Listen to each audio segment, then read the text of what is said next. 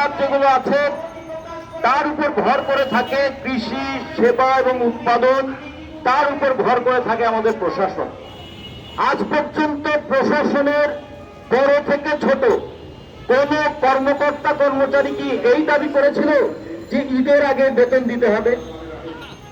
কোন সচিব কি কোনোদিন বলেছিল ঈদের আগে বেতন দিতে হবে? পুলিশ বাহিনীর কর্মকর্তা এবং পুলিশের সদস্যরা কি কখনো দাবি করেছিলেন যে ঈদের আগে বেতন দিতে হবে? অথবা সেনাবাহিনীর কর্মকর্তা সেপাইরা কি কখনো বলেছিলেন যে ঈদের আগে বেতন বোনাস দিতে হবে? আমরা যারা পুলিশ আমাদের মিছিল থেকে সরিয়ে দেয়, সেনাবাহিনী আমাদেরকে বলে 7 মিনিটের মধ্যে রাস্তা ক্লিয়ার করতে হবে, আমাদের প্রশাসন বলে আইন শৃঙ্খলা রক্ষা করতে হবে, আমাদের বিচার বিভাগ বলে আইন এবং শৃঙ্খলা মেনে চলতে হবে, তাদের কারো কর্মদিন বেতন বাকি থাকে না, তাদের বকেয়া থাকে না, তাদের বোনাস কখনো বাকি থাকে না। কিন্তু যারা উৎপাদনের চাকা ঘোরায়, প্রতি বছর ঈদের আগে তাদের দাঁড়াতে হয় 2টা দাবি নিয়ে। কাজ করেছে আগে, সেই কাজের বেতন এখনো পাই নাই। ঈদ একটা উৎসব, উৎসবের জন্য যে বোনাস, সেই বোনাসও পাবো কিনা তার নিশ্চয়তা নাই। যে কারণে আমাদের বারবার বলতে হয় ঈদের আগে বকেয়া বেতন দাও, ঈদের আগে আমাদেরকে বোনাস দাও। ঈদ বাংলাদেশে হঠাৎ করে হয় না, যে মালিকরা বুঝতে পারলো না যে কখন ঈদ হয়ে গেছে। ঈদ তো প্রতি বছর নির্দিষ্ট ক্যালেন্ডার অনুযায়ী হয়। এবছর ঈদ হবে 31শে মার্চ, মালিকরা কি সেটা জানতেন না? মালিকরা কি সেটা জানেন না? তারা তো 1 বছর আগেই জানেন, 2 বছর আগেই জানেন যে কোন বছর কোন সময় ঈদ হবে। সেই অনুযায়ী শ্রমিকদেরকে তারা আগে থেকে কাজ করিয়ে নেন, বাড়তি কাজ করিয়ে নেন, এবং ঈদের সময় ছুটি হবে তার জন্য আগে থেকেই কাজ করিয়ে নেন। কাজ করানোর কাজগুলো সব আগে করিয়ে নেন, কিন্তু বেতন দেওয়ার কথা বলে যে টাকা নাই। সরকারের কাছে গিয়ে টেন্ডার করছে যে বেতন দেওয়ার জন্য তাদেরকে 2,000 কোটি টাকা দিতে হবে। এই যে 1 মাস কাজ করিয়েছেন, শ্রমিক তো কাজ করেছে, শ্রমিকের কাজের ফল তো তৈরি হয়েছে, তাহলে বেতন বাকি থাকবে কেন? বেতন বকেয়া থাকবে কেন? আমরা আমাদের ন্যায্য পাওনাটা পেতে চেয়েছি, আমাদের আইনসঙ্গত পাওনাটা পেতে চেয়েছি। আমরা চাই এই ঈদ একটা উৎসব, উৎসব হয় আমাদের জীবনে নাই। আমরা তো ধরেই নিয়েছি আমাদের শ্রমিকরা, গার্মেন্টস শ্রমিকরা, আমাদের শিল্প শ্রমিকরা, তারা কখনো রোজার মাসে তরমুজ খাবে না, তারা রোজার মাসে খেজুর খাবে না, তারা রোজার মাসে তারা শরবত খাবে না লেবু দিয়ে, এরকম আমরা ধরে নিয়েছি। তারা রোজার মাসে কখনো মাংস খাবে না, 4 পেয়ে জন্তুর মাংস খাবে না, গরু খাবে না, খাসি খাবে না, উট তুম্বা তো দূরের কথা।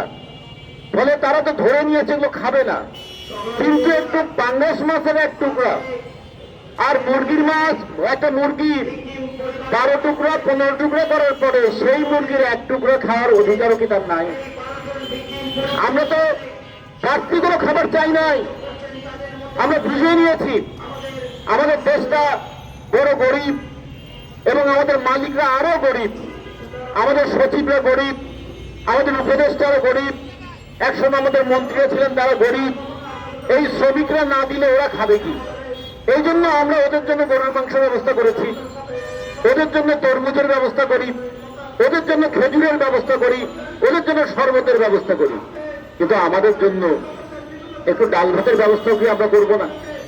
তাহলে আজকে যখন শ্রমিকরা দাবি তোলে ঈদের আগে বেতন বোনাস দিতে হবে, সচিবালয়ের সচিবদের তো লজ্জা পাওয়া উচিত, পুলিশ বাহিনীর কর্মকর্তাদের তো একটু বেদনা থাকা উচিত যে এই যে শ্রমিকরা ঈদের আগে বেতন বোনাস পায় না বলে রাস্তায় নামলো, তাদের গায়ে কিভাবে আমি লাঠির বাড়িটা মারি।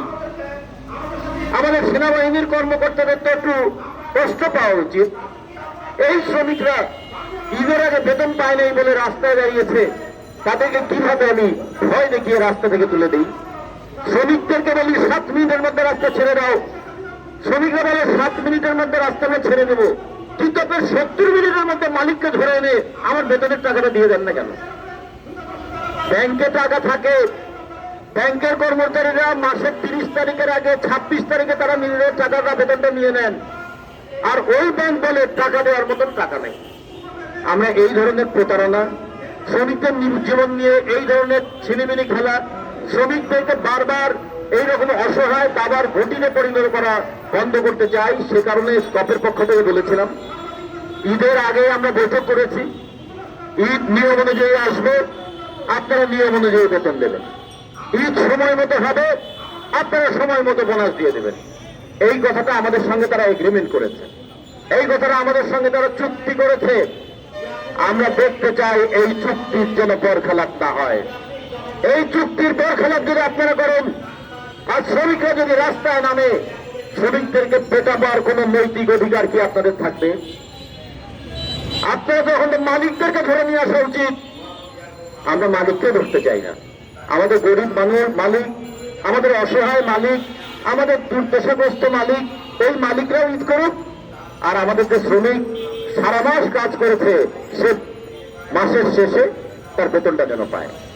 তারা বলে 31 তারিখে এবার ঈদ হবে, আমরা যদি আগে বেতন দিয়ে দেই, শ্রমিকরা নাকি সব টাকা খরচ করে ফেলবে।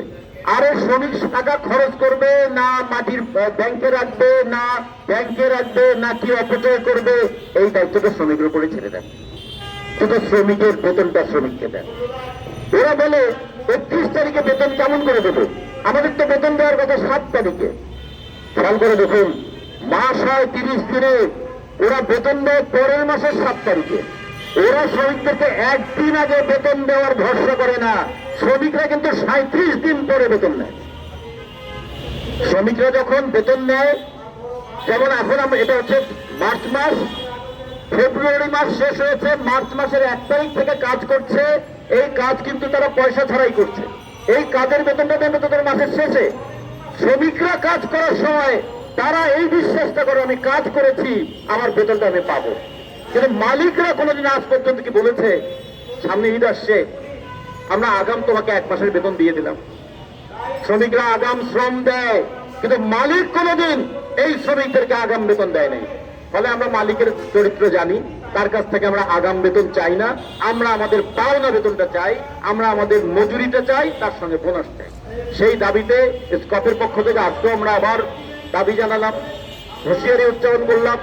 হাজার হাজার লক্ষ লক্ষ শ্রমিক ওই আশুলিয়া, সাভার, গাজীপুর, নারায়ণগঞ্জ এই অঞ্চলে আসে, সারাটা বছর এখানে অপেক্ষা করে ঈদের সময় বাড়িতে, তার গ্রামের বাড়িতে যাবে বলে।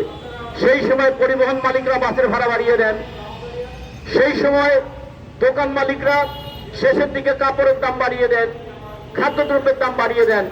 আর শ্রমিকরা দেখে বাড়তি দাম তো দূরের কথা, বাড়তি মজুরি তো দূরের কথা, বোনাস তো দূরের কথা, তার ন্যায্য মজুরিটাও সে পায় না। ফলে এই বৈষম্যের বিরুদ্ধে আমরা লড়াই করছি। এই বৈষম্যটা অপসারণ করতে চাই, এই বৈষম্য দূর করতে চাই এবং রাষ্ট্রকে বলতে চাই, রাষ্ট্র তুমি যদি শ্রমিকের শ্রম এবং ঘাম দিয়ে, তার ট্যাক্সের টাকা দিয়ে তোমার মন্ত্রী, তোমার উপদেষ্টা, তোমার সচিব, তোমার পুলিশের কর্মকর্তা, তোমার সেনাবাহিনীর কর্মকর্তা, তাদের বেতন দিতে পারো, তাহলে রাষ্ট্র তোমার দায়িত্ব শ্রমিকদের ন্যায্য বেতন, শ্রমিকদের বেতনটা ঈদের আগেই তাদের পরিশোধ করা। এই বেতন পরিশোধ যদি না করা হয়, এর দায়িত্ব রাষ্ট্রকে বহন করতে হবে। ফলে আমরা কোনো বিশৃঙ্খলা করতে চাই না, আমরা কোনো রাস্তায় বিক্ষোভ করতে চাই না, আমরা পুলিশের গুলি খেতে চাই না, আমরা সেনাবাহিনীর ধমক খেতে চাই না। আমরা শুধু চাই, কাজ করেছি, মাসের শেষে আমার বেতনটা দেবেন। আমরা ঈদ এসেছে, আমাদের ঈদের আগে বোনাসটা দেবেন।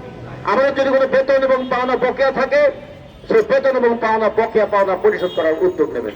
ফলে স্কপের পক্ষ থেকে সেই দাবিটা আবারও জানিয়ে আমার বক্তব্য শেষ করছি এবং আগামী দিনে সমস্ত আন্দোলনে রাস্তায় থেকে আমাদের আন্দোলন করতে হবে, আমাদের দাবি আদায় করতে হবে। এই রাস্তায় থাকার প্রতিজ্ঞা নিয়ে আমার বক্তব্য এখানে শেষ করছি। আপনাদের সবাইকে ধন্যবাদ। বিপ্লব দীর্ঘজীবী হোক, দুনিয়ার মজদুর এক হোক।